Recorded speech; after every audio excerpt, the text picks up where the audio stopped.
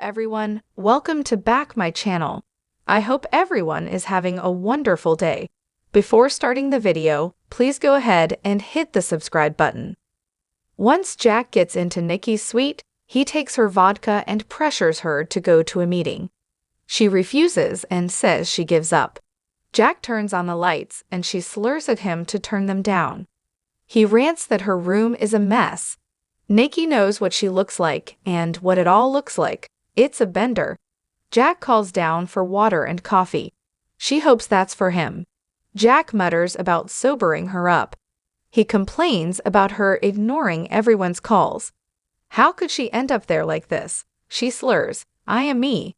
Jack tells her Cole and Victoria found Claire and she's oak.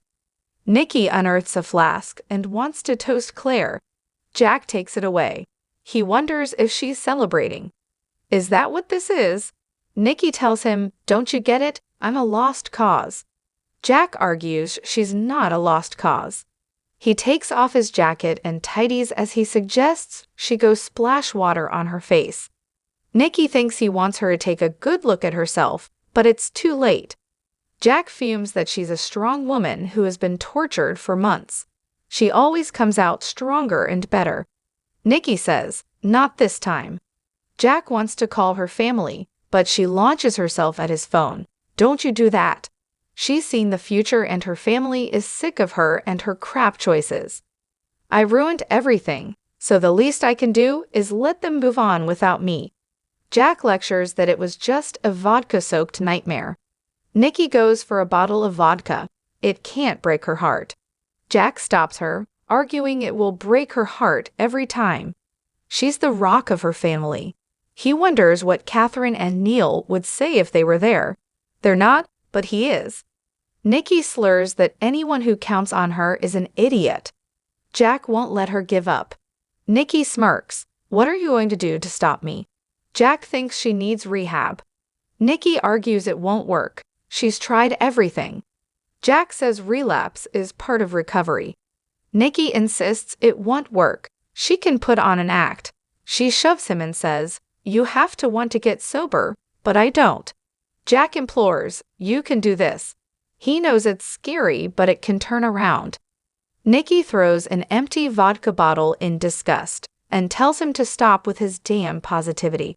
She's trying to figure out how to get him out of there. Jack won't go until she agrees to go to a meeting. Nikki calls him smug. "You really think you can fix me?" She finds another bottle and opens it. "Come to mama. It's empty too." Jack knows she wants to drown herself, but it's the booze telling her she isn't strong enough. Nikki can't fight this anymore. She smashes the bottle on the floor and hides in the bathroom. Later, Nikki emerges and Jack says room service came and he cleaned up a little bit.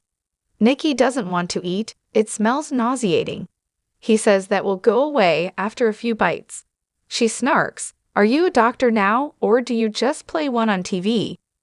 Jack urges, "Just a few forkfuls." He pours coffee and hands it to her.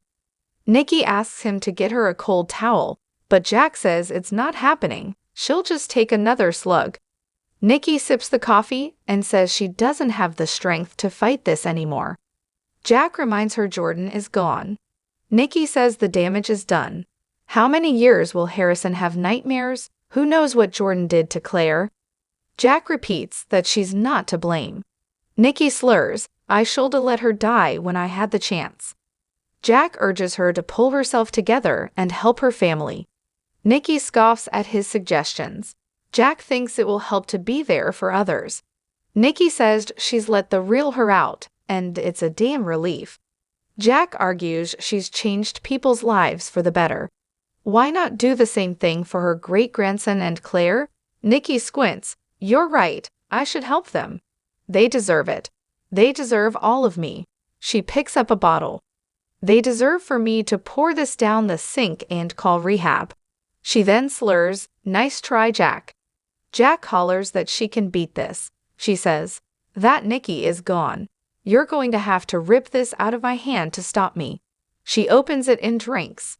Jack tells her he won't wrestle her for the bottle. He wants to take her to a meeting.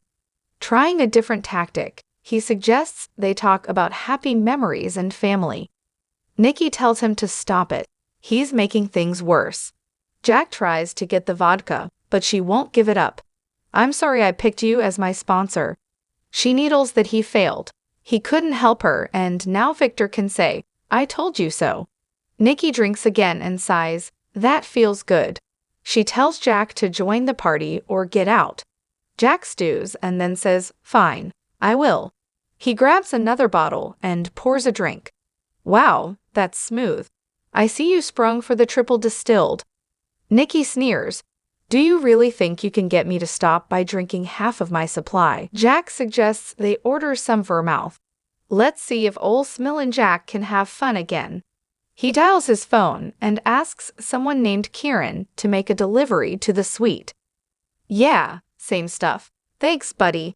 He tells Nikki she's right. I've been wound too tight for too long. It's time to get loose. Nikki stares at him with her jaw on the floor. Nikki asks, who did you call? She tries to wrest the vodka bottle out of his grip, but he won't let her. He pours another drink and says he's been a failure as her sponsor, so to hell with it. She sneers, don't you try your reverse psychology on me. Jack says he's doing her a favor by making sure she doesn't overdo it and land in the hospital.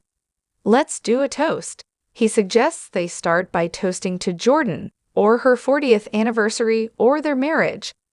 Finally, he says they should toast to their enduring friendship.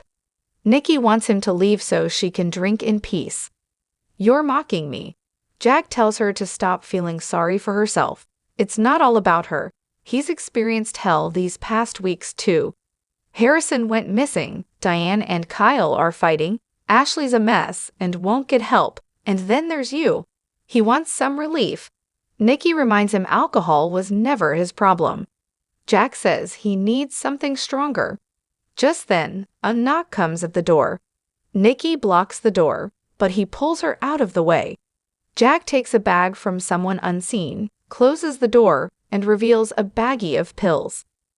Now, this is what hits the spot. Nikki gawps. Nikki says, stop this, Jack. What you're doing is very dangerous. Jack says he has to remember what it feels like. When he holds the pills in his hand, that gives him comfort.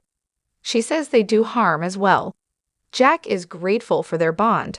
I would do anything for you. Nikki replies, not like this. You can't ruin your life to help me. Jack will follow her to rock bottom so they can climb out together. Nikki wonders if he would really do something so stupid. She asks why he still has his dealer's number. Jack says it's one of the little tests they give themselves. Nikki thinks he has too much to lose. Jack recalls that Diane was worried that helping Nikki might tempt him back to the pills. He told her there was no chance, but the stress built and built. For the first time, he felt one pill would help him ease the tension. It would help everyone else if they didn't have to deal with Mr. Uptight. Nikki wants him out of there. Jack wants what she has. He wants to just drink and wash it all away. For one night? Nikki slurs, that's crap. That's the disease talking. His family needs him. You're the glue that holds them together, she slurs. She doesn't want company. Jack tells her, too bad, you're stuck with me. He pours another drink and takes a pill out of the baggie. Nikki tells him to get the hell out of there. He's trying to make her feel more worried about him. Nikki opens the door and orders him out or she'll scream. Jack puts the pill in his mouth and she shouts, no. Jack wonders how it feels to know you're unable to help someone you care about. With that, he takes a drink. Nikki says, you didn't really take that pill. It was all an act. Jack washes down another pill. There's something liberating about just giving up.